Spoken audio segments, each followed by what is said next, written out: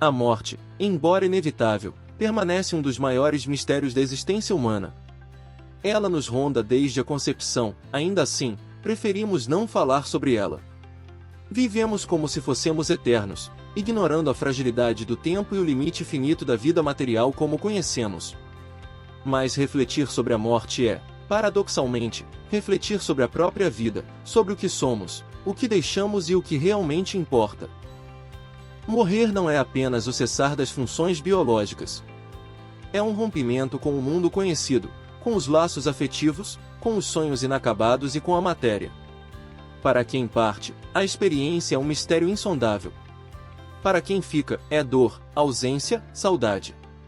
Mas também é aprendizado.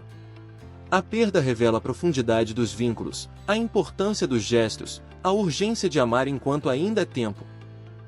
A morte desnuda nossas ilusões.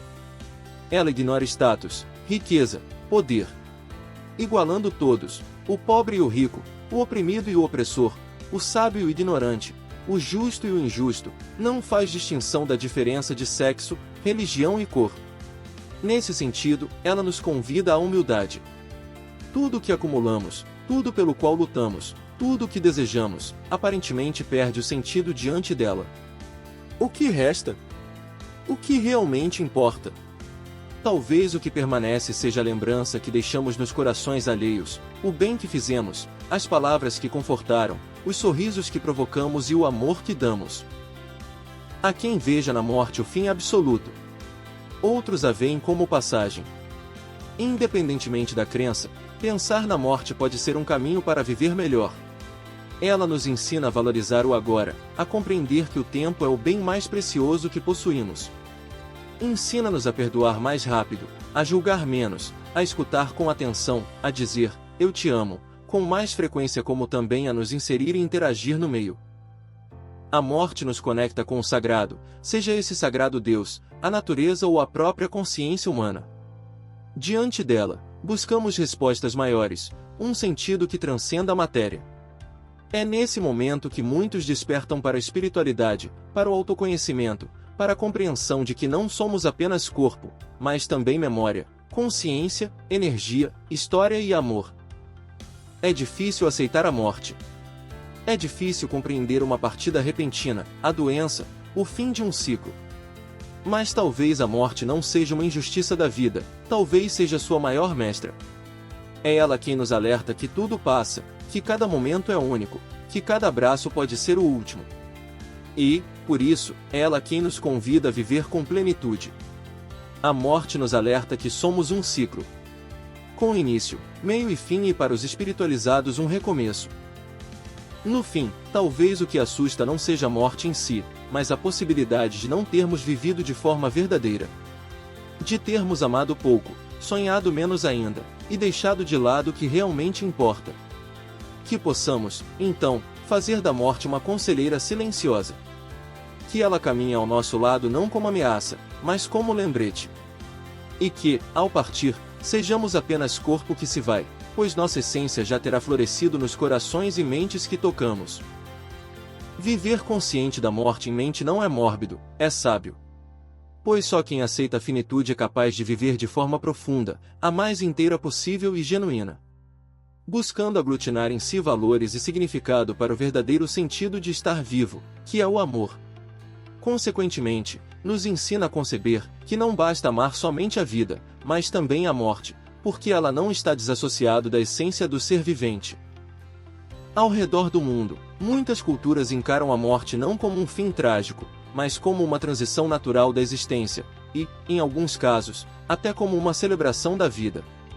Essa visão mais leve ou espiritualizada da morte contrasta com a abordagem comum em sociedades ocidentais, onde ela é frequentemente associada ao luto profundo, medo e tabu.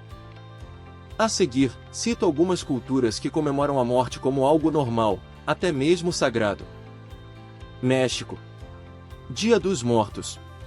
No México, o Dia dos Mortos é uma celebração vibrante e colorida em honra aos que já partiram. Com raízes nas culturas indígenas astecas e influências católicas, essa tradição acontece nos dias 1 e 2 de novembro. Durante essa festa, as famílias montam altares com fotos, comidas favoritas, flores e objetos dos entes queridos falecidos. A ideia central é que os mortos retornam temporariamente ao mundo dos vivos para matar a saudade. Não há tristeza, há música, dança, caveiras coloridas e um espírito festivo que celebra a continuidade da vida além da morte. Índia. Cerimônias hindus de cremação e antiesti. Na tradição hindu, a morte é vista como um ciclo natural da alma, que reencarna até alcançar a libertação. O ritual antiesti, ou seja, o último sacrifício, marca a cremação do corpo como liberação do espírito. Em Varanasi, cidade sagrada banhada pelo rio Ganges, muitos hindus desejam morrer ou ser cremados ali, pois se acredita que isso facilita a libertação do ciclo de renascimentos. Em vez de tristeza, há uma aceitação serena e devocional da morte como passagem espiritual. Indonésia. Rituais dos Toraja. O povo Toraja, na Indonésia, possui uma relação única com a morte. O funeral é o evento mais importante da vida social, podendo durar dias ou até semanas, com sacrifícios de animais, festas, danças e cerimônias elaboradas. Além disso, os corpos são frequentemente preservados em casa por meses ou anos, enquanto a família se prepara para o funeral definitivo. Anualmente, em uma tradição chamada Manene, os corpos são desenterrados, vestidos e celebrados com os vivos, reforçando o elo entre gerações e o respeito aos ancestrais. Tibete. Rituais budistas e o Sky Burial. No Tibete, a prática conhecida como Sky Burial, ou seja, enterro celeste, consiste em deixar o corpo do falecido em locais altos para que seja consumido por aves de rapina. Esse ritual tem base na filosofia budista de desapego ao corpo físico e compaixão por todos os seres vivos, incluindo os animais. A morte, segundo o budismo tibetano, é uma transição para outro estado de existência, e há uma série de orações e rituais que orientam o espírito nessa passagem. África. Diversas visões festivas da morte. Em muitos países africanos, especialmente entre os ganaenses, os funerais são eventos grandiosos e alegres. Em Gana, por exemplo, os caixões são esculpidos em formas que representem a vida do falecido, um avião para um piloto, um peixe para um pescador, ou até uma garrafa para um amante de cerveja. As celebrações incluem danças, músicas e roupas coloridas, refletindo a crença de que a alma está voltando para casa, para junto dos ancestrais. Essas culturas nos convidam a repensar nossa relação com a morte.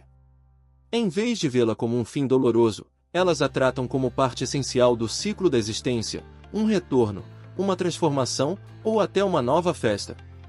Em um mundo cada vez mais globalizado, essas visões nos ensinam a lidar com a perda com mais serenidade, espiritualidade, sobretudo, celebração da vida. Se quisermos viver plenamente, talvez devamos aprender também a morrer em paz, e celebrar os que já partiram com alegria, memória e amor.